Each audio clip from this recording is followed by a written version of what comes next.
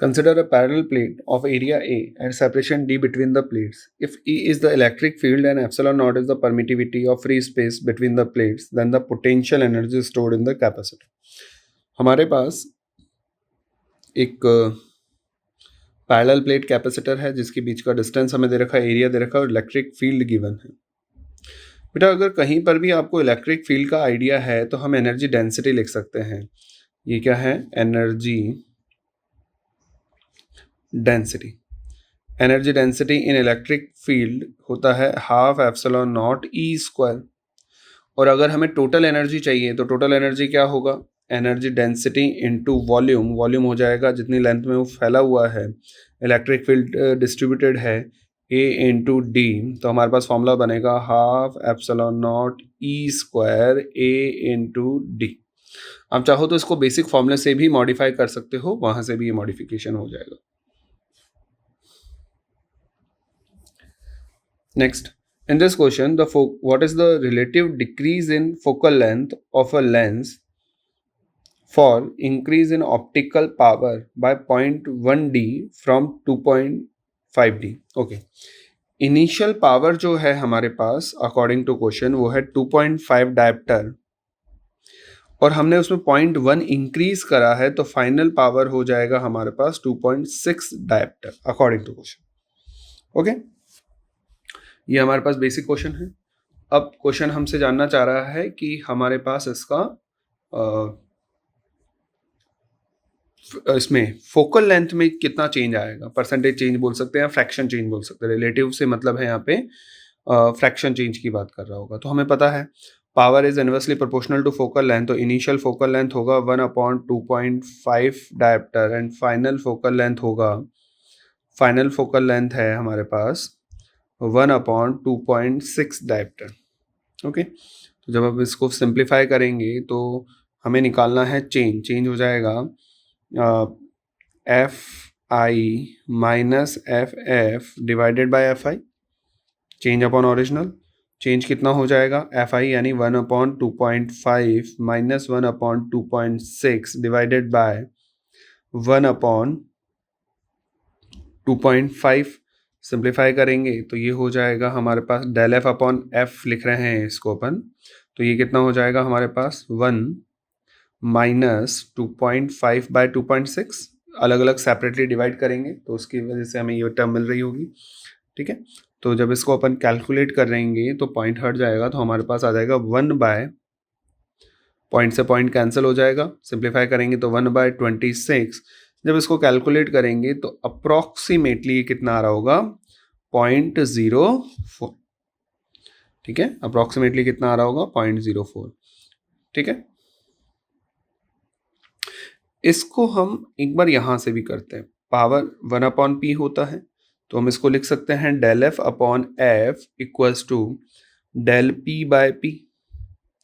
Power में हमने कितने का चेंज करा? 0.1 का. और ओरिजिनल कितना था हमारा? 2.5. जब इसको भी आप डायरेक्ट कैलकुलेट करोगे तो 0.04 के अप्रॉक्स मिल जाएगा.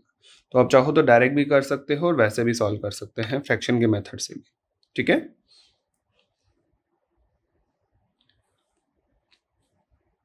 N air bubble of radius 0.1 centimeter lie at a depth of 20 centimeter below the free surface of the liquid of density. ठीक है, the pressure inside a bubble is, upon diagram बनाते हैं इसका साथ में. ये हमारी फ्री सरफेस है. जो एयर बबल है जिसकी रेडियस आपको दे रखी है और इसका डेप्थ आपको गिवन है 20 centimetre below the free surface. Okay, यहाँ पे पूरे पे वाटर फैला हुआ है ना, ये पूरा वाटर है यहाँ पे जिसकी डेंसिटी अकॉर्डिंग टू क्वेश्चन कितना है? 1000 kg/m³. नहीं गिवन होता तो भी इसका डाटा हमें याद होता है. And radius of bubble is 0.1 centimetre. If the pressure inside the bubble is 2100 greater than the atmospheric pressure then the surface tension of liquid in the. ठीक है, अकॉर्डिंग टू क्वेश्चन ये P इनसाइड है, ये P outside है ना, और यहाँ sorry एक काम करते हैं, इसको पी नॉट लिखते हैं। यहाँ पे पी नॉट है जो हमारे पास क्या है, एटमॉस्फेरिक प्रेशर है। यहाँ पर जो प्रेशर होगा पी, वो कितना होगा, P naught plus rho g h. ठीक है। According to question, according to problem, जो हमारा डायग्राम है, P inside minus P naught equals to 2100 newton per metre square. The pressure inside the bubble is greater than the atmospheric pressure. इसने outside pressure के respect में नहीं दिया है answer, हमें एटमॉस्फेरिक प्रेशर के रेस्पेक्ट में दिया। ना excess pressure formula,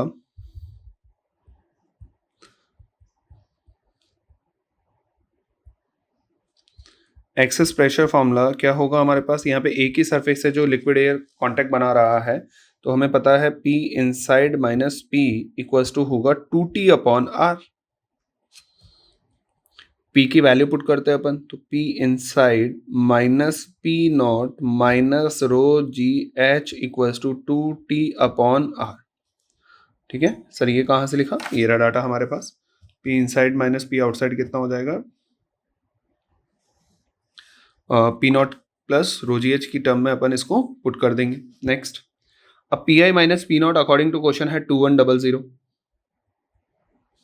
minus density is 10 to the power 3, g is 10, height is 20 into 10 to the power minus 2। Centimetre में दे रखा है, उसको मीटर में कन्वर्ट करेंगे हम।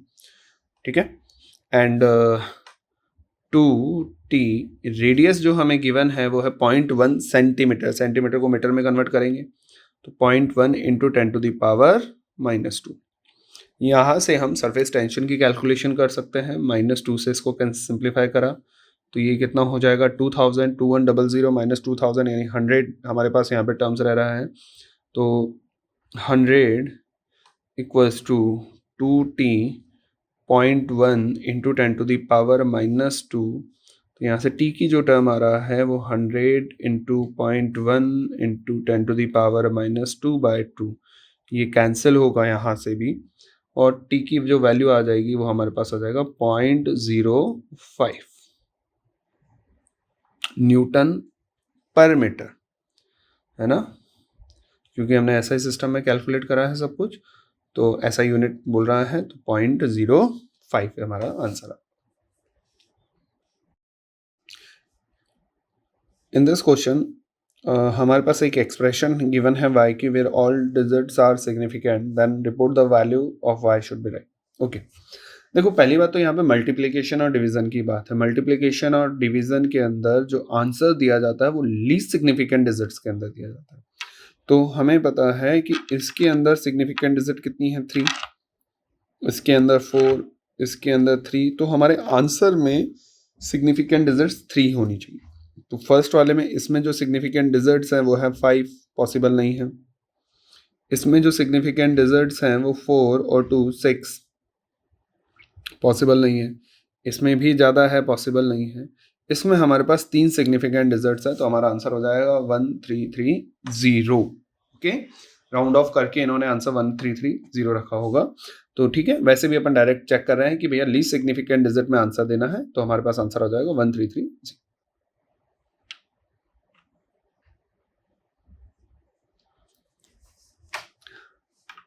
During the transition of electron from state A to state C of Bohr atom, the wavelength emitted by the radiation is 2000 angstrom and it become 6000 angstrom when the electron jump from state B to C. Then the wavelength of radiation emitted during the transition of electron, देखिए question क्या है, हमारे पास 3 state है, A, B और C। जब A से C transition होता है तो एमिशन कितना होता है, लैम्डा जो होगा वो 2000 एंगस्ट्रॉम है according to question.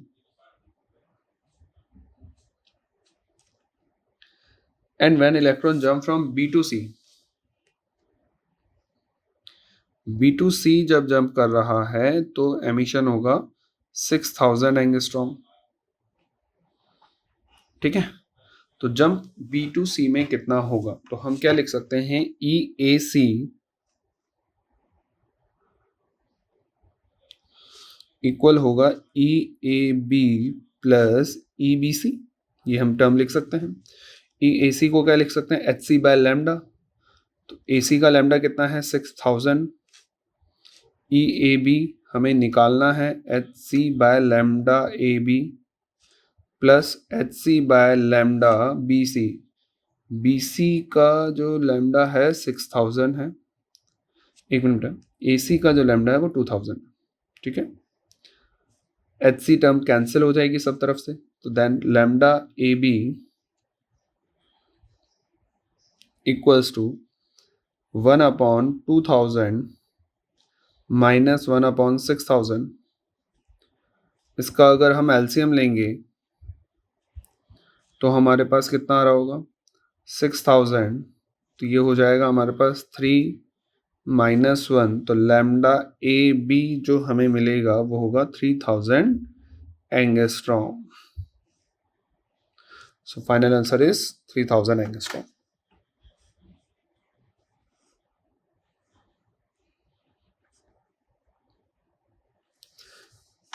Consider the following statements. First, the junction area of solar cell is made very narrow compared to photodiode.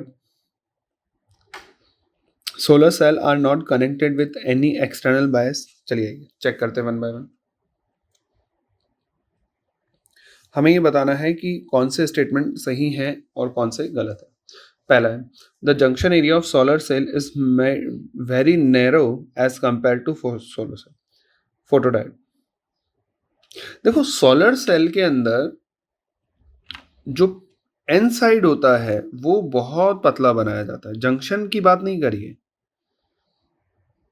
ये हो जाएगा एन साइड, ये हो जाएगा पी साइड, जंक्शन की बात नहीं करिए। सोलर सेल में हम ये बोलते हैं कि हम ऊपर वाला जो एरिया है ना वो बहुत नैरो बनाते हैं, ठीक है, ऊपर वाला एरिया बहुत नैरो बनाते हैं। तो एन साइड अगर लिखा होता है कि एन साइड बहुत नैरो होता है एज कंपेयर टू फोटोडायोड, तो ये स्टेटमेंट सही होता, इसलिए कंप्लीटली सही नहीं है। दूसरा, solar cell are not connected with any external bias, सही बात है, सोलर सेल खुद एक ईएमएफ जनरेट करने का काम करता है, उसको किसी एक्सटर्नल से कनेक्ट नहीं करते। LED is made of lightly doped PN junction, नहीं, ऐसा कोई वो नहीं है कि हम उसको बहुत लाइटली डोप करेंगे, ऐसा कोई स्टेटमेंट नहीं है हमारे पास। नेक्स्ट, ठीक है, एलईडी को हम फॉरवर्ड बायस में यूज़ करते हैं और फॉरवर्ड बायस के अंदर हमें एक्स्ट्रा मतलब जो मेजॉरिटी चार्ज कैरियर है वो करंट फ्लो करता है, मेजॉरिटी चार्ज कैरियर हमें ज़्यादा रखने के लिए डोपिंग नॉर्म मॉडरेट या हाई करना होता है, तो ये लाइटली डोप्ड वाला कॉन्सेप्ट उसमें सेट नहीं होगा। Next, increase in forward current result in continuous increase in LED intensity, ये भी गलत है। अगर हम लगातार करंट बढ़ाते रहते हैं तो एक टाइम पे आकर वो जो इलेक्ट्रॉन है उनका मोशन इतना होगा कि वो कंबाइन होने से पहले ही जंक्शन को क्रॉस कर देंगे, और जंक्शन को क्रॉस करेंगे उस केस के अंदर हमारे पास लाइट एमिट नहीं होगी। अगर इसको कॉन्सेप्चुअली समझेंगे तो मान लो ये हमारी डिप्लेशन लेयर है, होना क्या चाहिए था, एक साइड से इलेक्ट्रॉन आया और एक साइड से होल आया, दोनों आए कंबाइन होके एनर्जी को रिलीज करेंगे, यही लाइट हमें दिखाई देती है जो फोटोन निकलता है। अब अगर हमारे पास इंटेंसिटी फॉरवर्ड करंट बढ़ाने के लिए हम वोल्टेज बढ़ाएंगे, और जब हम वोल्टेज बहुत ज़्यादा कर देंगे तो इन दैट केस ये इलेक्ट्रॉन्स और होल्स कंबाइंड नहीं होते हैं, और जब कंबाइंड नहीं होंगे तो हमारे पास कोई भी लाइट एमिट नहीं होगी, इंटेंसिटी इंक्रीज नहीं होगी, तो ये भी स्टेटमेंट गलत है। Next, LED have to be connected in forward bias for the emission of light, ये सही बात, अभी अपन ने बात भी करी कि एलईडी का कनेक्शन किस में करते हैं, अपन फॉरवर्ड बायस में करते हैं।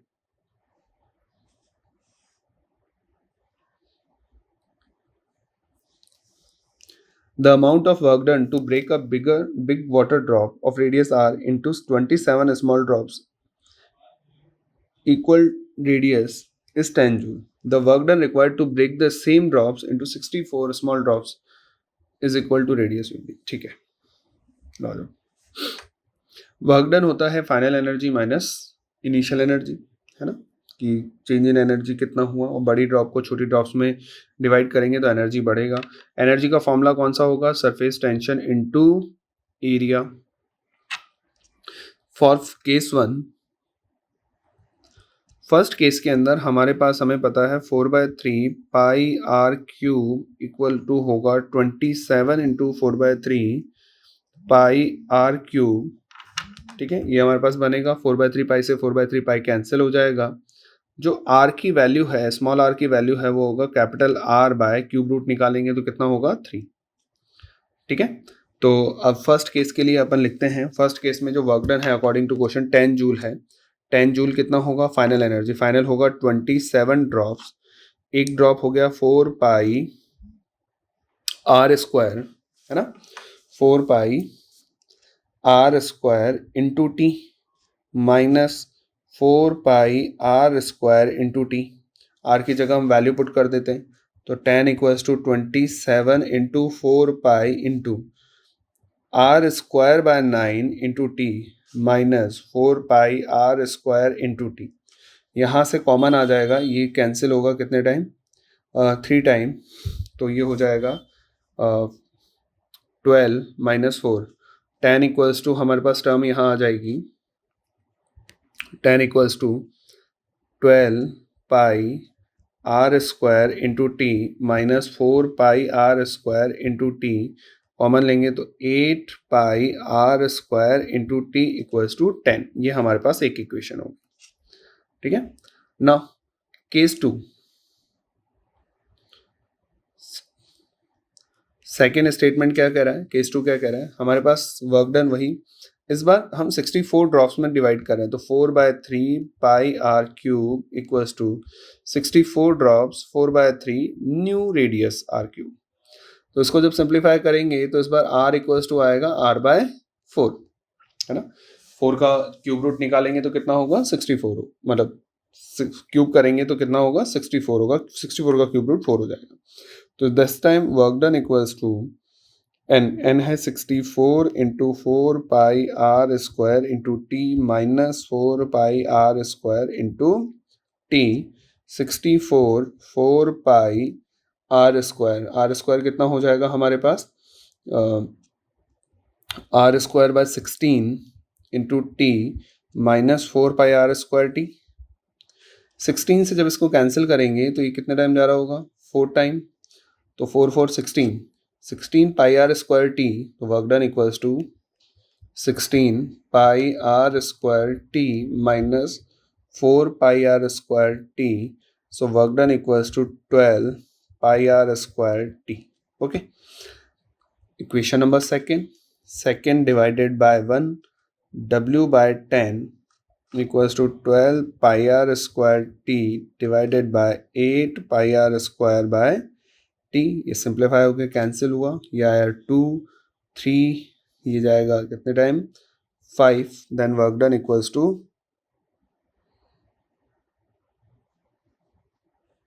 Then work done equals to 15 joule. ये हमारे पास इसका वर्क डन होगा। ठीक है, तो हमें दोनों केस को एक एक करके सिंप्लीफाई करना है।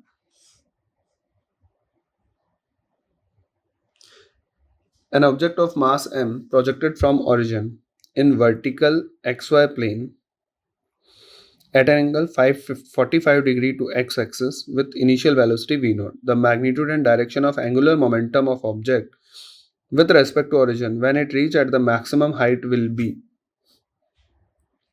Basically, it's a projectile motion problem. ये हमारा y कोऑर्डिनेट हो गया, ये हमारा x कोऑर्डिनेट हो गया। हमने एक पार्टिकल को थ्रो करा है with velocity v0 at an angle of 45 degree. वो टॉप पॉइंट तक रीच करेगा और टॉप पॉइंट पे जो इसकी वेलोसिटी होगी वो कितना होगा v0 बाय √2। ओके, ये हाइट हो जाएगा h। हमें एंगुलर मोमेंटम कैलकुलेट करना है इस पॉइंट के अबाउट, ओरिजिन पॉइंट के अबाउट। एंगुलर मोमेंटम का अगर अपन फॉर्मूले की फॉर्म में सोचें तो एंगुलर मोमेंटम क्या होता है? एंगुलर मोमेंटम हो जाएगा L equals to R cross P। ठीक है, R vector cross P vector. अगर यहाँ पे देखा जाए तो ये हमारा R वेक्टर है। ठीक है, ये हो गया R वेक्टर और ये हो गया मेरा, इधर जा रहा होगा P वेक्टर। तो first of all R cross P अगर अपन करेंगे तो हमारे जो थंब होगा, अगर आप राइट हैंड थंब रूल का यूज करेंगे तो इनसाइड जा रहा होगा, ठीक है।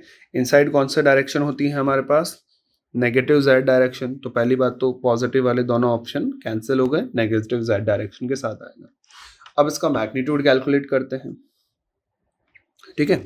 तो मैग्नीट्यूड कैलकुलेट करने के लिए हम इसका सिंपली एक दूसरा टर्म यूज कर लेते हैं, पी आर परपेंडिकुलर, है ना। हम परपेंडिकुलर टर्म्स भी यूज कर सकते हैं, पी मोमेंटम है तो मोमेंटम कितना हो जाएगा वहां से, L इक्वल्स टू मोमेंटम हो जाएगा m v naught by root two, R perpendicular is h। इस मोमेंटम का इस पॉइंट के अबाउट जो परपेंडिकुलर डिस्टेंस है ये हो जाएगा मेरे पास आर परपेंडिकुलर, और ये अकॉर्डिंग टू क्वेश्चन कितना है, h है, ठीक है। तो इसमें आर वेक्टर निकालने की रिक्वायरमेंट नहीं है, उसके बिना ही क्वेश्चन हो जाएगा सीधा सीधा। h क्या होगा हमारे पास, मैक्सिमम हाइट, वैल्यू पुट करते हैं m v naught by root two, maximum height का फॉर्मूला होगा m v square sorry u square sine square theta, so u square sine square theta divided by 2g, sine 45 1 by root two, 1 by 2 नीचे आके 1 bye 4 हो जाएगा। तो L equals to बन रहा है एम वी नॉट का cube divided by 4 root two g. ये हमारा इसका फाइनल आंसर होगा, ऑप्शन नंबर 4, ठीक है। मैंने आर क्रॉस पी का यूज सिर्फ और सिर्फ डायरेक्शन निकालने के लिए करा है, उसके अलावा आप सिंपली इसको वैसे ही सॉल्व कर सकते हो मैथ्स के लिए। तो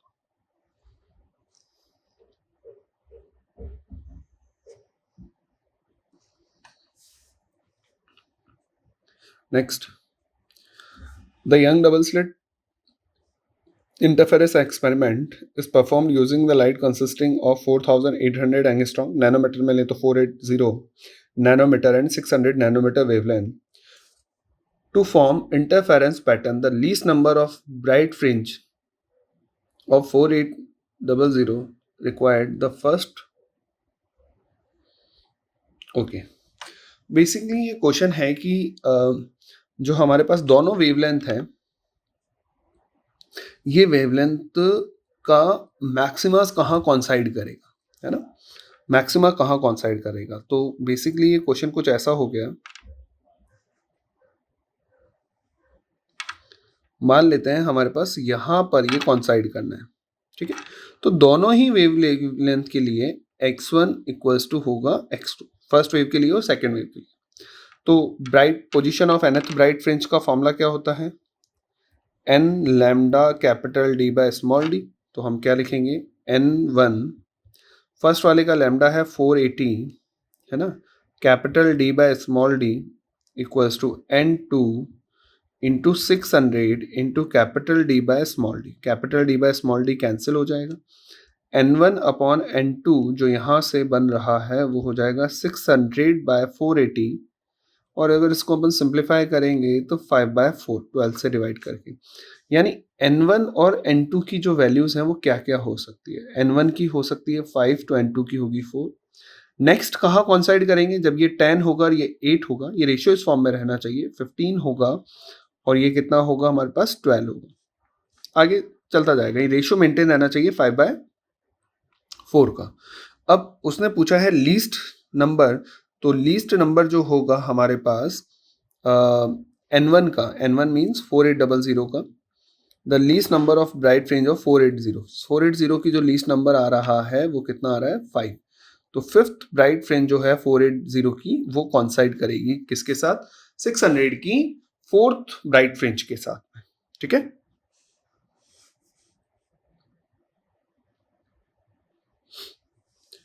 A car of mass m moving on a banked road having the radius r, banking angle theta. To avoid slipping from the bank road, the maximum permissible speed of car is v naught. The coefficient of friction mu between the wheel and car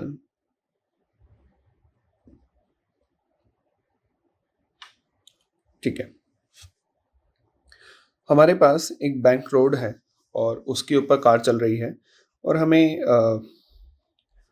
mu coefficient of friction की value बतानी है, maximum जो speed है जो वहां पे चल सकती है वो अकॉर्डिंग टू क्वेश्चन कितना है हमारे पास v0 है। ठीक है, तो देखिए आइए डायग्राम देखते हैं इसका।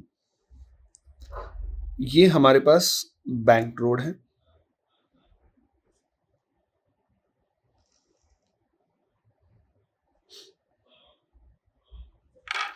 ये कार हो गया, इसका मास m है तो नीचे क्या लग रहा होगा mg, इसकी बैंकिंग एंगल कितना हो गया थीटा। मैक्सिमम स्पीड की बात कर रहा है तो centrifugal m v0 square by r, r हो गया उसका रेडियस ऑफ कर्वेचर, ऊपर की तरफ लग रहा होगा नॉर्मल फोर्स। ठीक है, अब यहां पर जो फ्रिक्शन फोर्स है वो जब मैक्सिमम स्पीड की बात करते हैं तो ये स्लिप होकर बाहर जाने की कोशिश करेगा, तो फ्रिक्शन फोर्स किधर वर्क कर रहा होगा नीचे की तरफ, ये हमारे फ्रिक्शन फोर्स की डायरेक्शन होगी। ठीक है, अगर ये थीटा है तो ये भी थीटा होगा, तो ये कितना होगा m v0 square by r cos theta, यहाँ पे आ जाएगा mg साइन थीटा, यहाँ पे हमारे पास आ रहा होगा mg कॉस थीटा, और ये हो जाएगा m v0 square by r sine theta. ठीक है, ये हमारे पास टर्म्स बन रही है। तो अब हम बैलेंस करते हैं परपेंडिकुलर और पैरेलल डायरेक्शन इंक्लाइन सरफेस के। तो सबसे पहले परपेंडिकुलर को अगर अपन बैलेंस करेंगे तो हमारे पास n की वैल्यू आ रही होगी mg cos theta plus m v0 square by r sine theta. ठीक है, mg cos theta plus m v0 square by r sine theta हमारे पास फर्स्ट टर्म आ रही है ना। और अगर हम पैरेलल को बैलेंस करेंगे अलोंग द सरफेस तो f plus m g sine theta equal हो जाएगा m v0 square by r cos theta, यहाँ से हम f की टर्म निकाल सकते हैं, f हो जाएगा m v0 square by r cos theta minus m g sine theta. f equals to क्या होगा म्यू n, है ना, जो f की टर्म बनेगी वो क्या हो जाएगी म्यू n।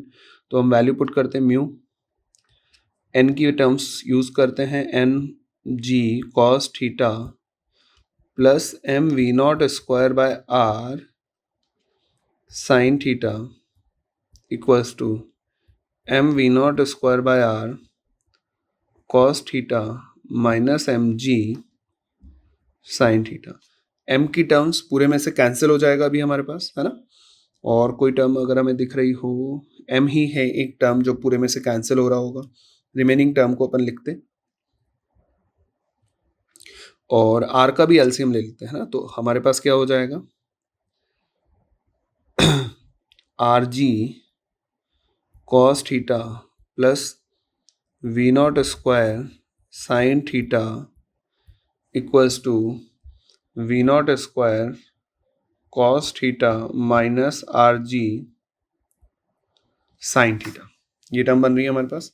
आर जी के साथ स्टैंडर्ड जो फंक्शन होता है वो 10 में दिया जाता है, तो हम पूरी टर्म्स के नीचे कॉस थीटा का डिवाइड लगाए थे, तो जैसे कॉस थीटा का डिवाइड करेंगे तो हमारे पास यहाँ पे क्या रह जाएगा आर जी plus v0 square tan theta, यहाँ पे हो जाएगा v0 स्क्वायर माइनस आर जी टेन थीटा। टर्म को नीचे की तरफ ट्रांसफर करेंगे तो म्यू की वैल्यू हो जाएगी v0 स्क्वायर माइनस आर जी tan theta divided bye R G plus v0 square tan theta. ठीक है, ये हमारे पास इसकी टर्म बनेगी। तो the correct answer v0 square minus r ji tan theta divided bye R G plus v0 square tan theta. Correct answer is third. Okay, simply हमें equilibrium को solve करना है और कंपोनेंट्स करने हैं फोर्सेस के। A uniform solid cylinder of mass m radius r roll along an inclined plane of inclination 45 degree. If it start to roll from rest from the top of a plane, then linear acceleration of cylinder axis will be. ये basically direct formula है हमारे पास. अगर कोई body incline plane पर pure role करती है तो इसका एक्सेलरेशन कितना होगा. तो इसका जो फॉर्मूला बनता है ए, वो कितना होगा, जी sine theta upon 1 plus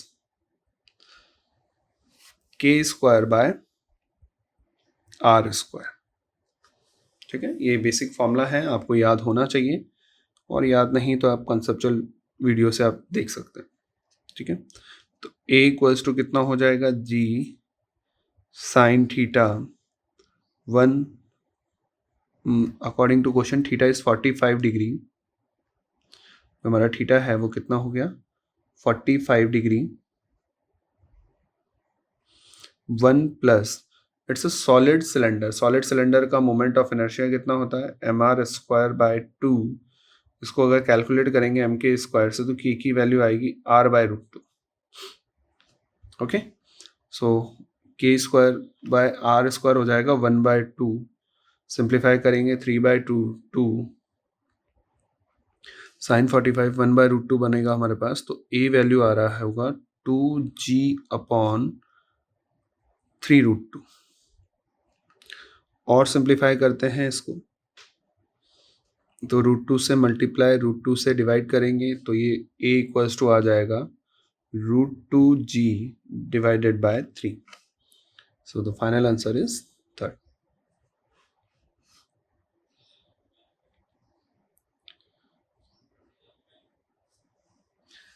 A thin plano-convex lens made of glass of refractive index 1.5 is immersed in a liquid of refractive index. हमारे पास एक प्लेनो कॉन्वेक्स लेंस है.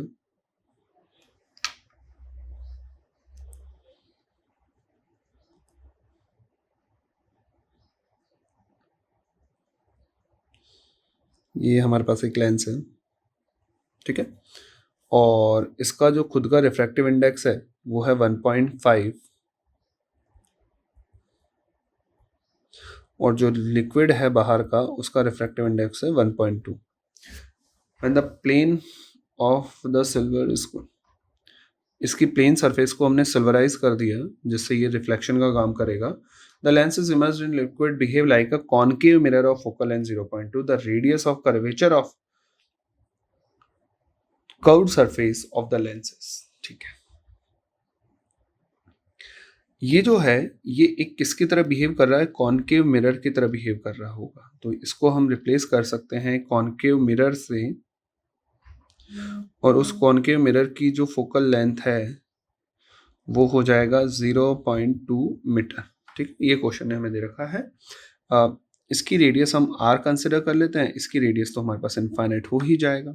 ठीक, तो चलिए अब इसका बेसिक फॉर्मूला, हम ये क्वेश्चंस बहुत बार आए हुए हैं इस बार, तो हम पता है टोटल पावर से हम इसका क्वेश्चन करते हैं. टोटल पावर क्या होगा, लेंस कितने टाइम यूज होने वाला है, 2 बार, 2 time of power of lens plus power of mirror, PM है ना, इसकी पावर मिरर. इसको तो हम, ये टोटल है, ये इक्वलेंट है इसलिए टोटल में रिप्रेजेंट होगा. -1 upon f equivalent to 1 upon focal power length of lens. और जो प्लेन मिरर है, ये प्लेन मिरर है, यहाँ पर प्लेन मिरर का पावर कितना हो जाएगा, 0 होगा. तो मैं इसको सीधा 0 रख रहा हूँ ताकि कंफ्यूजन नहीं रहे कि लेंस यूज कर रहे हैं मिरर यूज कर रहे हैं. जो ये जो टर्म्स हैं, ये जो दोनों टर्म्स हैं, ये इससे यूज होगा जो हमारे पास कॉम्बिनेशन है, और ये टोटल रिप्रेजेंट करता है इस मिरर को. ठीक है, अब f equivalent according to question 0.2 है, -1 अपॉन -0.2 कॉन्केव है इसलिए 2 1 बाय एफ एल, ये माइनस से माइनस कैंसिल, 2 ऊपर गया 10, ये कितने टाइम जा रहा होगा 5. So f l equals to focal length of lens is, या 1 अपॉन एफ एल लिख लेते हैं अपन, 1 upon focal length of lens is 5/2. ठीक है, अब हम ये लेंस का आ गया, लेंस का फॉर्मूला यूज करते हैं, 1 upon f l equals to mu l by mu m -1, 1 upon R1 -1 upon R2. So 1 upon FL is 5/2. 1 upon FL कितना हो जाएगा हमारे पास? 5/2 equals to mu l 1.5 divided by 1.2 minus 1 by r, और दूसरे का इन्फाइनाइट है तो 1 अपॉन इन्फिनिटी, क्योंकि फ्लैट सरफेस है 0 हो जाएगा यहाँ से। तो जब कैलकुलेशन करेंगे तो 5/2 इक्वल्स टू यहाँ पे हो जाएगा 0.3 divided by 1.2 into 1 by r. So r equals to 0.3 into 2 divided by 5 into 1.2। Simplify करेंगे, पॉइंट से पॉइंट गया, ये जा रहा है 6 टाइम, ये जा रहा है फिर 2 time. So r equals to 1/10 metre या फिर 0.1 मीटर। ठीक है, तो आर की वैल्यू आ रही है हमारे पास 0.1 मीटर, यानी करेक्ट आंसर कौन सा होगा हमारे पास? सेकेंड।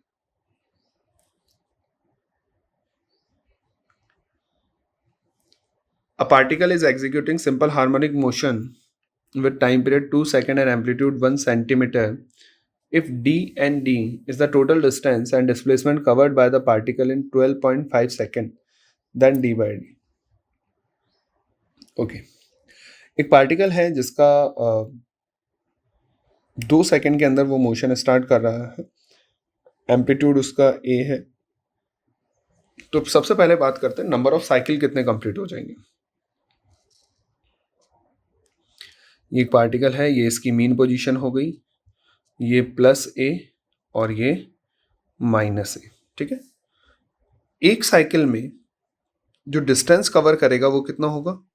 4a। तो सबसे पहले चेक करते हैं नंबर ऑफ साइकिल। हमारे पास टाइम इतना है और टाइम पीरियड 2 सेकेंड है, तो सबसे पहले अपन चेक करते हैं नंबर ऑफ साइकिल या SHM कितने हो गए। तो हमारे पास 12.5 डिवाइडेड बाय 2, तो हम इसको डिवाइड करेंगे तो ये आ जाएगा 6.25, यानी 6 साइकिल कंप्लीट है और एक साइकिल 1/4 है ना। तो 6 साइकिल तो कंप्लीट हो गए, एक साइकिल 1/4 है। 1/4 साइकिल का मतलब है मीन पोजीशन से एक्सट्रीम पोजीशन पर है। अगर मैं स्टार्ट कर रहा हूं मीन पोजीशन से, स्टार्टिंग पॉइंट, ठीक है, तो फाइनली वो कहाँ है? +1 के ऊपर है। देखो, एक साइकिल पूरा हुआ 2 में, दूसरा 4 में, तीसरा 6 में, चौथा है ना, तो 2 पे, 4 पे, 6 पे, 8 पे, 10 पे, 12 पे, इन सब पे तो वो मीन पोजीशन पे होगा। अब 12 सेकंड के बाद में उसे 0.5 सेकंड मिल रहा है, 0.5 सेकंड में वो यहां से यहीं रीच कर पाएगा। ठीक है, तो वो यहां पर है, तो इट्स मीन डिस्प्लेसमेंट कितना हो गया? डिस्प्लेसमेंट किससे दिखा रहे हैं? स्मॉल डी से। तो डिस्प्लेसमेंट कितना होगा इस क्वेश्चन के अंदर? डिस्प्लेसमेंट हो जाएगा इक्वल्स टू एम्पलीट्यूड। एम्पलीट्यूड कितना है हमारे पास? 1 सेंटीमीटर। और टोटल डिस्टेंस, डिस्टेंस कितना हो गया? Number of cycle, total number of cycle कितने हो गए? 6 इंटू 4a प्लस a, है ना। ए भी तो चला होगा, 6 साइकिल तो कंप्लीट है और एक साइकिल 1/4 है, उसमें ए चल रहा है, तो 24 25 है। तो डिस्टेंस हो जाएगा 25 इंटू 1 इक्वल्स टू 25 सेंटीमीटर। तो अगर हम रेशियो बनाएंगे तो 25/1 सेकेंड ऑप्शन बन रहा। ठीक है,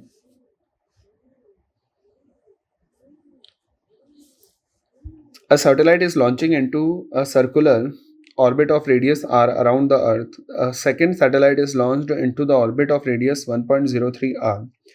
The time period of revolution of satellite is larger than the first one approximately by.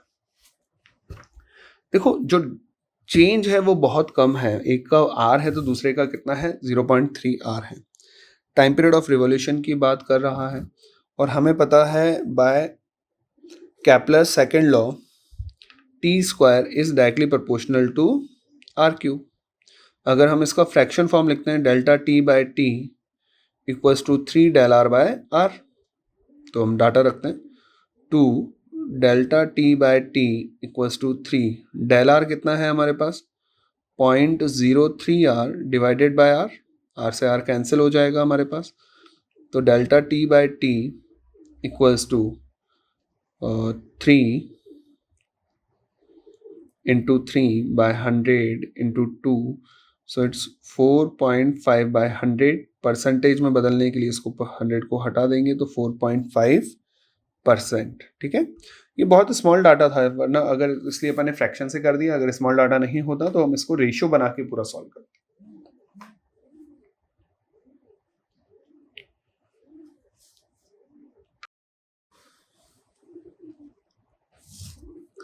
A plano convex lens having radius of curvature first surface is 2 centimeter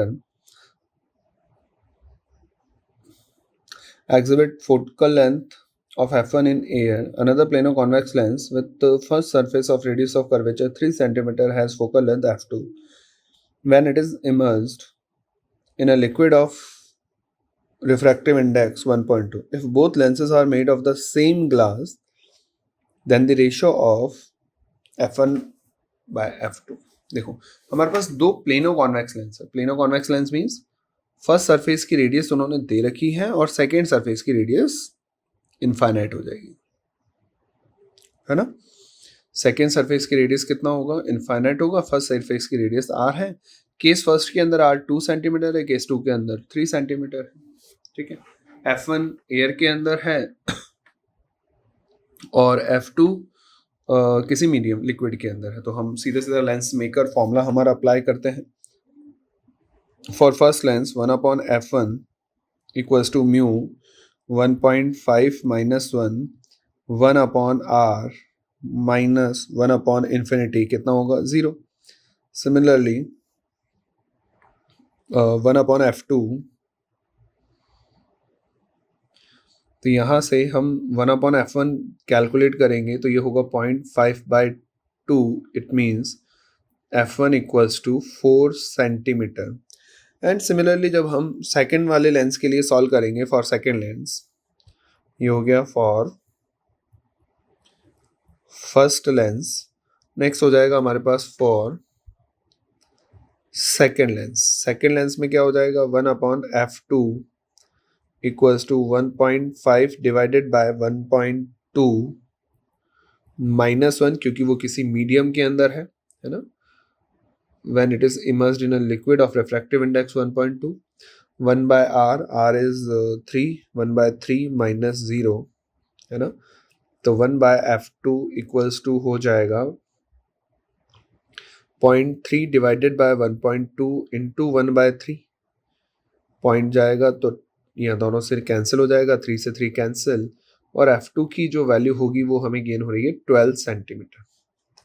ठीक है, अब क्वेश्चन हमसे f1/f2 पूछ रहा है, तो f1/f2 कितना होगा, f1 is 3, f2 is 12, f1 is 4, sorry f1 4 है, तो 4/12 ये कितना होगा, 1/3 रेशियो है ना, तो 1/3.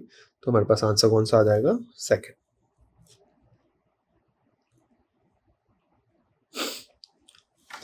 In alternating current, I is given by IA plus IB.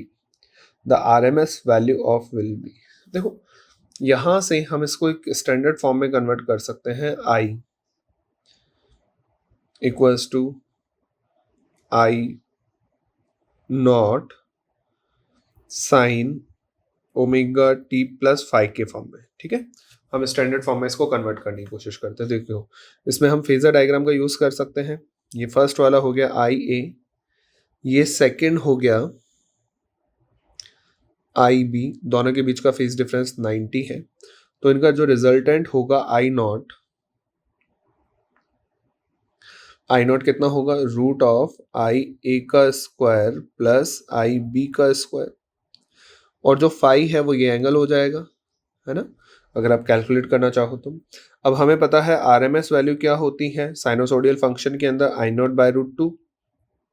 तो हम रखेंगे तो रूट IA का स्क्वायर प्लस IB का square divided by √2. It means IA square plus IB square by 2. तो हमारे पास थर्ड ऑप्शन इसका आंसर आ जाएगा. ठीक है,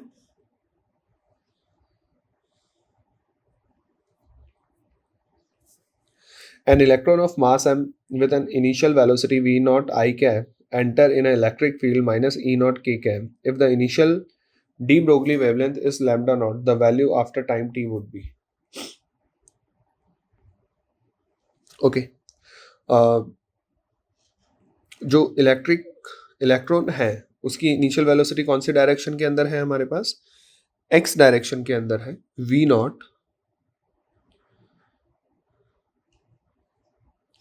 और हमने जो वहां पर फोर्स अप्लाई करा है वो कौन से डायरेक्शन के अंदर करा है, इलेक्ट्रो माइनस के कैप है तो प्लस के कैप की तरफ फोर्स का वैल्यू लग रहा होगा, है ना, क्योंकि ये इलेक्ट्रॉन है, इलेक्ट्रॉन पर फोर्स विद द फील्ड लगेगा, अगेंस्ट द फील्ड लगेगा, अगेंस्ट द फील्ड लगेगा, इसलिए जो फोर्स होगा वो प्लस के कैप की तरफ होगा। तो एक्सेलरेशन जो होगा वो कितना हो जाएगा, ई बाय एम, जो एक्सेलरेशन होगा वो हो जाएगा ई नॉट बाय एम इंटू के कैप, ठीक है। माइनस से प्लस क्यों ले रहा हूं, क्योंकि इलेक्ट्रॉन है, इलेक्ट्रिक फील्ड के अगेंस्ट लगेगा। इनिशियल वेलोसिटी हो गया हमारे पास v नॉट आई कैप, तो फाइनल वेलोसिटी हम कैलकुलेट करते हैं आफ्टर टाइम t, तो v vector equals to u vector plus a vector into t, तो v vector equals to v naught i cap plus e naught m into t k cap, सही है। 80 acceleration की value हमने put कर दी, ये किसी time t पर velocity है। अब हमें इसके मैग्नीट्यूड की रिक्वायरमेंट होगी, क्योंकि लैम्डा इक्वल्स टू होता है h अपॉन एम वी, वहाँ पे स्पीड है हमारे पास, तो v का वैल्यू कितना होगा, रूट ऑफ x कॉम्पोनेंट का square plus y z component का स्क्वायर, तो e square e naught square t square by m square. हम नया डी ब्रोगली वेवलेंथ लिखते हैं, lambda equals to h upon m v, तो जब वैल्यू पुट करेंगे तो h lambda equals to h m, ये हो जाएगा root v naught square plus e naught square t square by m square. यहाँ से हम वी नॉट स्क्वायर को कॉमन निकालते हैं, तो वी नॉट स्क्वायर को कॉमन निकालेंगे तो lambda equals to h upon m, v naught common आ जाएगा बाहर, अंदर रहेगा 1 plus e square t square m square v naught square. Initially जो हमारे पास डी ब्रोगली वेवलेंथ थी वो कितना दे रखा था, क्वेश्चन ने हमें वी नॉट दे रखा था, सॉरी लैम्डा नॉट दे रखा है, तो लैम्डा नॉट क्या होगा हमारे पास, h upon m v naught, तो जो हमारे पास टर्म बन रही है वो यही है h upon m v naught यानी लैम्डा नॉट, तो lambda equals to lambda naught divided by root of 1 plus e square t square m square v naught square, ठीक है। तो ये हमारे पास फाइनल वेवलेंथ होगा किसी टाइम टी के ऊपर। तो अगर हम चेक करेंगे तो हमारे पास कौन सा ऑप्शन बन रहा होगा, फर्स्ट ऑप्शन, ठीक है। Next, a parallel plate capacitor was made with two rectangular plates each. A parallel plate capacitor was made with two rectangular plates each with length L equals to 3 centimetre, breadth, ठीक है। दोनों का L और B दे रखा है, means area आपको given है एक तरह से प्लेट का, तो प्लेट का एरिया कितना हो जाएगा L इंटू बी, तो हम ये लिख पाएंगे ये हो जाएगा 3 सेंटीमीटर स्क्वायर।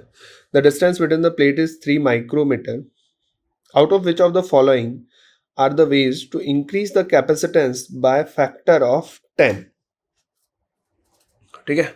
हमें जो कैपेसिटेंस है 10 के फैक्टर से इंक्रीज करना है, तो देखो पहले अपन चेक करते हैं इनिशियली जो हमारे पास है वो कितना है, तो initial capacitance C nought equals to A epsilon nought by D, A is 3 centimetre square epsilon nought and D is 3 micrometre. तो हमारे पास यूनिट सबकी सेम है, तो मैं उसी फॉर्म में लिख देता हूँ एप्सिलॉन नॉट, और जो भी कोई यूनिट बन रहा है ना, कोई भी यूनिट, अभी ऊपर सेंटीमीटर स्क्वायर है नीचे माइक्रोमीटर के फॉर्म में ले रखा है, इसलिए मैं इसको भी कन्वर्ट करके किसी में लिख नहीं रहा। अब हमें 10 एप्सिलॉन नॉट गेन करना है, तो फर्स्ट ऑफ ऑल हम हिट एंड ट्रायल लगाते हैं कि भाई क्या क्या हम एलिमिनेट कर सकते हैं। तो देखो हमें पता है एरिया बढ़ रहा होगा, है ना, एल और बी एरिया बढ़ रहा है, है ना, और डी कम हो रहा होगा तो चांसेस है। तो हमारे पास इसमें कोई चांसेस नहीं है, इसमें डी को बढ़ा दिया गया है कम करने की जगह। डी बढ़ जाएगा तो कैपेसिटेंस कम ही होगा, एरिया उतना ही है 3। ठीक है ना। नेक्स्ट, इसमें डिस्टेंस उतनी ही है 3, बट एरिया इंक्रीज कर दिया तो पॉसिबिलिटी है। चौथा, इसमें एरिया भी कम कर दिया और डी भी बढ़ा दिया तो ये कम हट जाएगा। इसमें एरिया बढ़ा दिया और डी उतना ही है तो पॉसिबल हो, डी को कम कर दिया तो पॉसिबल हो सकता है। अब आप वन बाय वन अपन चेक करते हैं। फर्स्ट वाले के लिए क्या होगा, ए हो गया 30 epsilon not divided by 1, so it's 30 epsilon, ये हो जाएगा 30 एप्सिलॉन नॉट। तो ये भी नहीं है क्योंकि मैं 10 के फैक्टर से इंक्रीज करना है। सेकेंड ऑप्शन तो मैं छोड़ ही रहा हूँ आप चाहो तो कैलकुलेट करके देख सकते हो। थर्ड ऑप्शन में क्या आ जाएगा, सी। ए कितना हो गया, 5 into 6 30 epsilon not divided by 3, it's a 10 epsilon not. Yes, third सही है। फिफ्थ को मैं चेक करता हूँ, 5 इंटू 2 10 एप्सिलॉन नॉट बाय 1, तो 10 एप्सिलॉन नॉट। तो सी और डी में, ई में ये पॉसिबल है, तो फर्स्ट ऑप्शन हमारे पास आंसर होगा। ठीक है, आप चाहो तो बी और सी डी को भी चेक कर लीजिए, बट जो प्रोसेस है वो मैंने आपको बता दी। A force F equals to alpha plus beta x square act on an object in x direction. Okay. The work done by the force is 5 joule when the object is displaced by 1 meter. If constant alpha equals to 1 Newton, then beta will be. Now, हमें पता है कि work done क्या होता है, dw equals to होता है f d x. dw equals to f कितना है हमारे पास, alpha plus beta x square into D x. Total work done के लिए हम दोनों साइड इंटीग्रेट करेंगे तो ये आ जाएगा w equals to integration of alpha की वैल्यू 1 पुट कर देते हैं, beta x square into D X. According to question w 5 joule है और लिमिट है 0 to 1, है ना। जो लिमिट है वो कितना दे रखा है हमें, 0 to 1 दे रखा है। इसको सिंप्लीफाई करते हैं तो 5 equals to X plus beta X cube by 3, limit from 0 to 1, limit apply करेंगे तो 5 equals to 1 plus beta by 3, lower limit हम अप्लाई नहीं कर रहे हैं, 0 रहेगा। सिंप्लीफाई करेंगे तो beta by 3 equals to 5 minus 1 means 4, तो ये हो जाएगा बीटा बाय 3 इक्वल्स टू 4, तो बीटा इक्वल्स टू आ जाएगा 12 न्यूटन पर मीटर स्क्वायर, है ना। तो answer is 12 newton per metre square. Next, an ideal gas goes from initial state to final state. During the process, the pressure of gas increase linearly with temperature. It means pressure is directly proportional to T. हम यहाँ से लिख सकते हैं P is directly proportional to T. P equals to KT. So P by T equals to constant. And P by T क्या बनता है हमारे पास, NR by V. देखो एन भी कांस्टेंट, वी भी कांस्टेंट, आर भी कांस्टेंट, तो वी भी क्या होना पड़ेगा, कांस्टेंट होना पड़ेगा। तो हम ये बोल सकते हैं कि ये बेसिकली कौन से प्रोसेस की बात कर रहे हैं, कांस्टेंट वॉल्यूम प्रोसेस की बात कर रहे हैं। तो हम क्या लिख सकते हैं, the work done by the gas during this process is 0। सही है, पहला स्टेटमेंट सही है इसके अंदर। फिर हमारे पास क्या है, second, the heat added to the gas is different from change in internal energy, ये गलत है। By first law D Q equals to D U plus D W, D W 0 है तो डी क्यू इक्वल्स टू क्या होना चाहिए, D you होना चाहिए। तो ये स्टेटमेंट डिफरेंट बोल रहा है इसलिए गलत हो गया। तीसरा, the volume of the gas is increase, ये भी गलत है क्योंकि कांस्टेंट वॉल्यूम प्रोसेस है। The internal energy of gas is increase, सही बात है, जो हमें हीट देंगे वो किस में चला जाएगा, internal energy. The process is constant volume, तो कौन सा प्रोसेस हो जाएगा, ए डी और ई करेक्ट है, रिमेनिंग रॉन्ग है। Next, a square loop of side A equals to 1 is held normally in front of a point charge Q equals to 1 coulomb. The flux of electric field through the shaded region is 5 by p into 1 upon epsilon naught where p is। ठीक है, इस question से बेटा diagram miss है, तो मैं diagram आपको बना देता एक बार।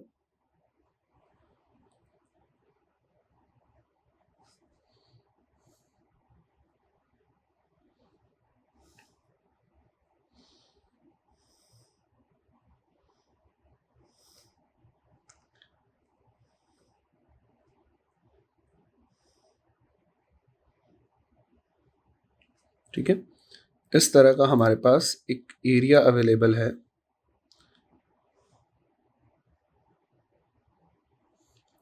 इसको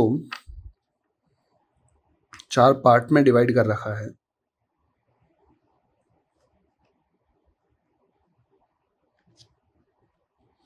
इस तरह से 4 पार्ट में डिवाइडेड है, और जो शेडेड एरिया है वो ये है। जो शेडेड एरिया होगा वो ये गिवन है।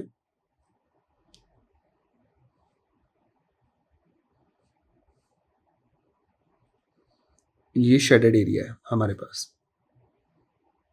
ठीक है, और इससे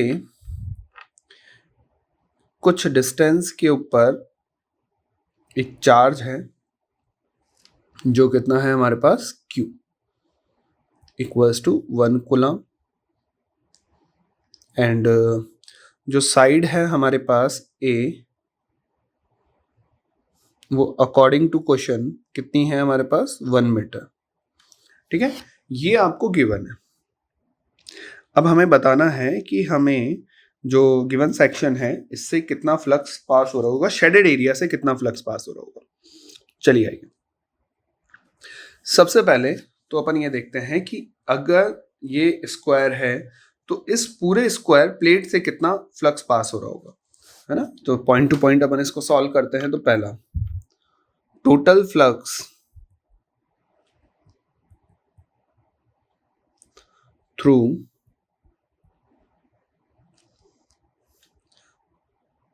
स्क्वायर लूप से टोटल फ्लक्स कितना होगा। देखो, चार्ज जो टोटल जनरेट करता है वो करेगा Q बाय एप्सिलॉन नॉट, और इस चार्ज को कवर करने के लिए हमारे पास जो नंबर ऑफ साइड्स रिक्वायरमेंट होगी, इसको पूरा एक क्लोज करेंगे, क्लोज बॉक्स में कवर करेंगे। ठीक है, और क्लोज बॉक्स में कवर करेंगे तो उस बॉक्स से जो हमारे पास फ्लक्स पास हो रहा होगा, इसको पूरा कवर करने के लिए कितने बॉक्सेस साइड, कितने लूप स्क्वायर चाहिए होंगे, 6, है ना। एक पूरा बॉक्स बनाने के लिए, क्यूब बनाने के लिए हमें टोटल कितने सरफेसेस की रिक्वायरमेंट होगी, 6। तो total flux through the square is Q by 6 epsilon nought. ठीक है, ये पहला पॉइंट हो गया। ठीक, और इसमें क्वेश्चन में ये गिवन है, ये यहां से कितना डिस्टेंस पर है, A/2 डिस्टेंस पर है, जिससे ये स्क्वायर लूप के सेंटर पे आएगा। ये क्वेश्चन में गिवन है ना। चलो आ जाओ सर, पहला हो गया 6 एप्सिलॉन नॉट। अब हम क्या करते हैं, हमें मिल गया इससे कितना फ्लक्स जा रहा है। ठीक है, ये पॉइंट आपका बहुत सिंपल पॉइंट है, पहले वाला पॉइंट है, तो मैं इसके अंदर ज़्यादा डिटेल में नहीं जा रहा। अब आते हैं आगे क्या करना है। आगे अपन काम करते हैं, अपने पूरे इस रीजन को, इस स्क्वायर को कुछ पार्ट्स में डिवाइड कर लेते हैं।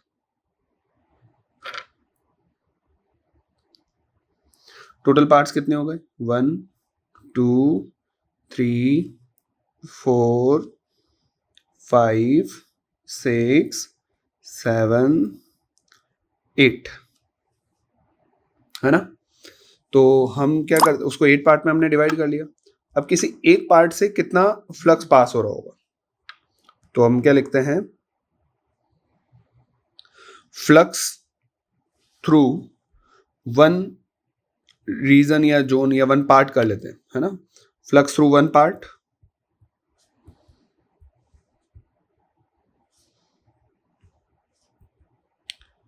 तो हमें पता है कि टोटल आ रहा था Q बाय 6 एप्सिलॉन नॉट पूरे सरफेस से, और उसके हर सब पे कितना पार्ट हो गए, 8 पार्ट हो गए, तो डिवाइडेड बाय 1/8। तो ये हमारे पास आया Q बाय 48 एप्सिलॉन नॉट, ये एक पार्ट से आ गया। अब मेरे जो पार्ट हैं, जो शेडेड पार्ट है, वो कितना है, तो flux through total shaded part,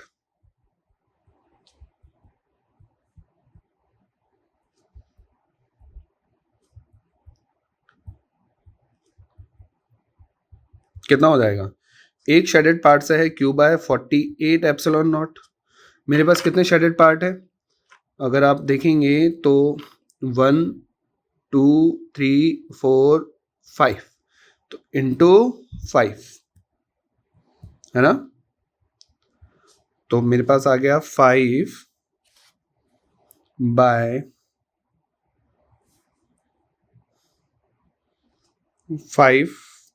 48, Q की वैल्यू हो गई 1 डिवाइडेड बाय एप्सिलॉन नॉट। तो अकॉर्डिंग टू क्वेश्चन जो पी है वो कितना है मेरे पास, 48 होगा। ठीक है, तो ये जो पी है इसकी वैल्यू कितनी आ रही होगी, 48। ठीक,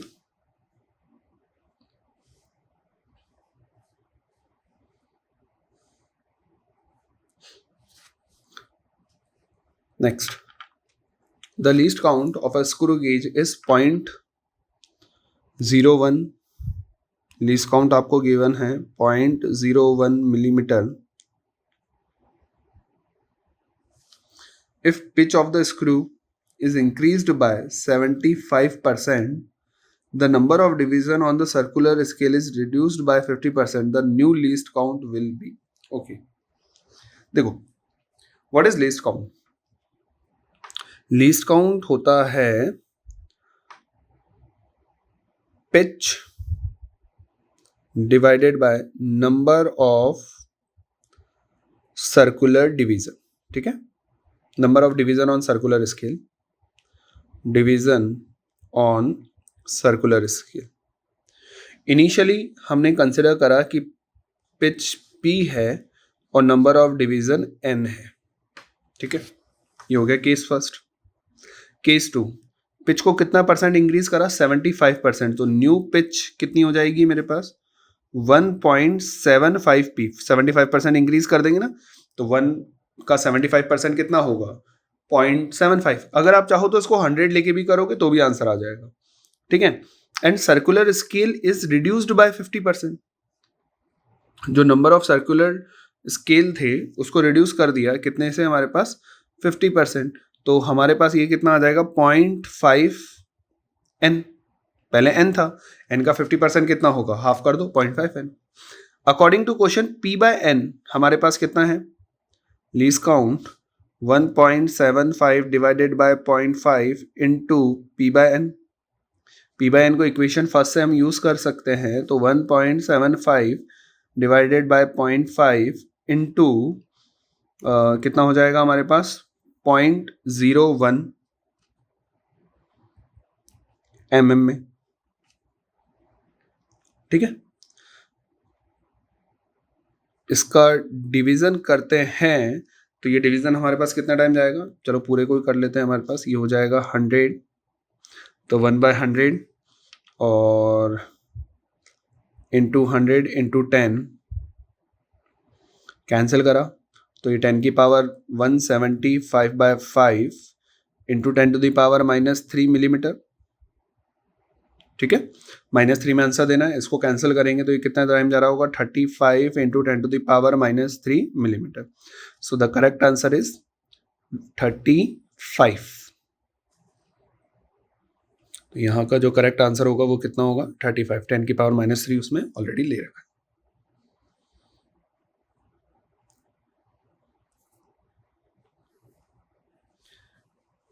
A wire of resistance 9 ohm is bent to form a equilateral triangle. Then the equivalent resistance across any two vertices will be, okay, हमारे पास एक वायर है जिसका टोटल रेजिस्टेंस कितना है, 9 ओम। हमने इसके 3 इक्वल पार्ट करे, हमें पता है resistance is directly proportional to length, तो एक पार्ट का जो रेजिस्टेंस होगा वो कितना होगा,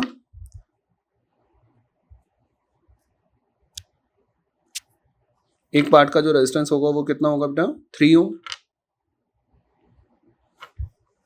ठीक है, नाउ हमने इसको बैंड करा और इक्विलैटरल ट्रायंगल बना लिया।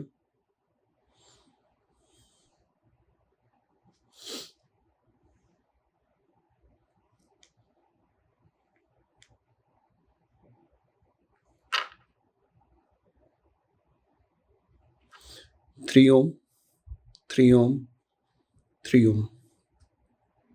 कोई भी दो वर्टिसेस ले लेते हैं, मान लेते हैं ये और ये। अब इसके अक्रॉस इक्विवेलेंट निकालेंगे तो ये दोनों किस में हो गए, सीरीज में। 3 और 3 कितना होगा, 6। तो एक तो हो गया 3 ओम, ये दोनों मिलके कितने हो गए, 6 ओम। यहां से अपन रिजल्ट निकालेंगे तो आर इक्विवेलेंट कितना आएगा, यहाँ से 6 into 3 divided by 6 plus 3, 9, 3 time cancel होके कितना आएगा, 2 ohm. So the correct answer is 2।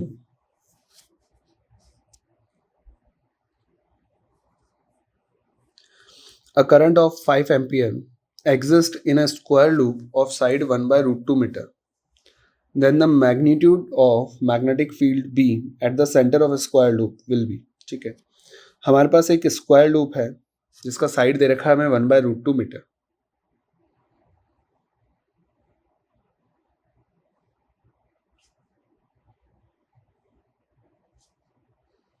ये हमारे पास एक स्क्वायर लूप है, इसके सेंटर पे हमें मैग्नेटिक फील्ड बताना है। करंट की वैल्यू अकॉर्डिंग टू क्वेश्चन है 5 एम्पियर और जो साइड है वो है 1 बाय रूट 2 मीटर। जो साइड गिवन है वो है 1 by root 2 metre. The magnitude of magnetic field B at the centre of square loop, उसके सेंटर पे हमें मैग्नेटिक फील्ड। देखिए बेटा, यहाँ पे 4 वायर है, 4 वायर है और हर वायर की वजह से जो मैग्नेटिक फील्ड आ रहा होगा सेंटर पे according to my direction inside आ रहा होगा। इसमें डायरेक्शन नहीं दे रखा है तो हम हमारे हिसाब से ले सकते हैं। अगर आपने एंटी क्लॉकवाइज ली होगी तो आपका डायरेक्शन बाहर की तरफ आएगा, मैंने क्लॉकवाइज ली तो मेरा डायरेक्शन अंदर की तरफ आएगा। नथिंग, इसका हमारे रिजल्ट्स पे कोई इंपैक्ट नहीं आएगा क्योंकि हमें मैग्नीट्यूड निकाल के देना। ठीक है, तो हम एक वायर की वजह से कैलकुलेशन करते हैं और उससे जो रिजल्ट आएगा उसको मल्टीप्लाइड बाय 4 कर देंगे, ये आ गया। अभी किसी वायर की वजह से magnetic field due to finite current carrying wire,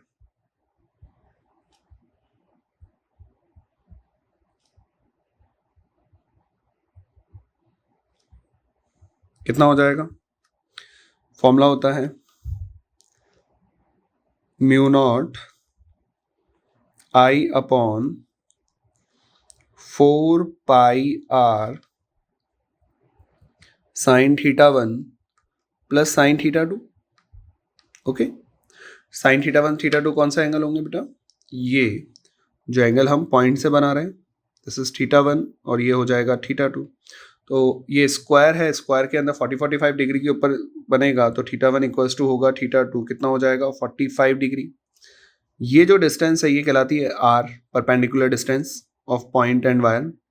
तो जो आर होगा वो कितना होगा, साइड का हाफ होगा, 1 बाय रूट 2 बाय 2, जो हमारा साइड है उसका हाफ हो जाएगा।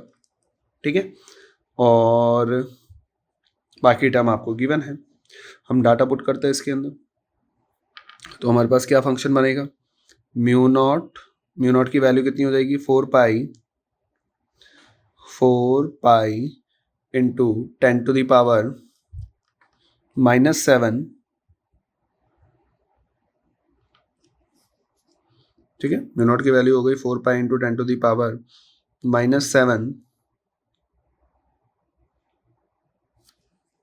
करंट की वैल्यू है 5 ampere divided by 4 pi R, R है 1 बाय 2 रूट 2। यहाँ पे आएगा sine theta 1 plus sine theta 2, 45 यानी 2 बाय रूट 2। रूट 2 से रूट 2 कैंसिल। ठीक है, 4 पाई से 4 पाई कैंसिल, ये 2 पर जाके 4 इंटू 5 और कोई टर्म है हमारे पास, तो ये कितना होगा 4 इंटू 5 यानी 20 into 10 to the power -7 tesla, या फिर 2 into 10 to the power -6 tesla, ये एक वायर की वजह से। ठीक है, तो magnetic field due to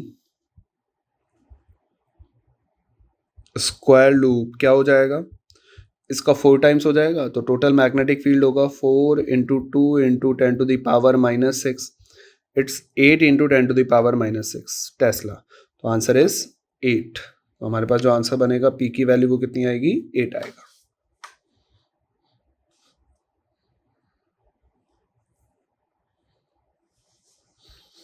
Next, the temperature of 1 mole of ideal monoatomic gas is increased by 50 degrees Celsius at constant pressure. The total heat added and change in internal energy is even by E2. Then the value of, ठीक है, in a constant pressure, E1 is total heat added. Constant pressure E1 कितना होगा, N CPDT, और E2 is change in internal energy, ये होगा N CVDT. तो हमारे पास E1 by E2 कितना हो जाएगा, N CPDT divided by N CVDT. dt से dt, n से n कैंसिल, ये हो जाएगा Cp by CV. Cp by CV क्या हो जाएगा, गामा. ठीक है, तो हम लिख पाएंगे E1 बाय E2 हमारे पास क्या आ गया, गामा आ गया. मोनोएटॉमिक गैस है हमारे पास. मोनोएटॉमिक गैस का जो गामा होगा वो कितना होगा, 5/3. ठीक है, तो हमारे पास E1 बाई E2 आ रहा 5/3. अब क्वेश्चन ने अपॉन में 9 दे रखा, तो एक काम करते, 3 से मल्टीप्लाई 3 से डिवाइड करते, तो E1 बाई E2 कितना हो जाएगा मेरे पास, 15/9, यानी x की वैल्यू कितनी आ रही है, 50. तो यहाँ पे कितना आ जाएगा हमारे पास, 50. ठीक है बेटा, चलिए.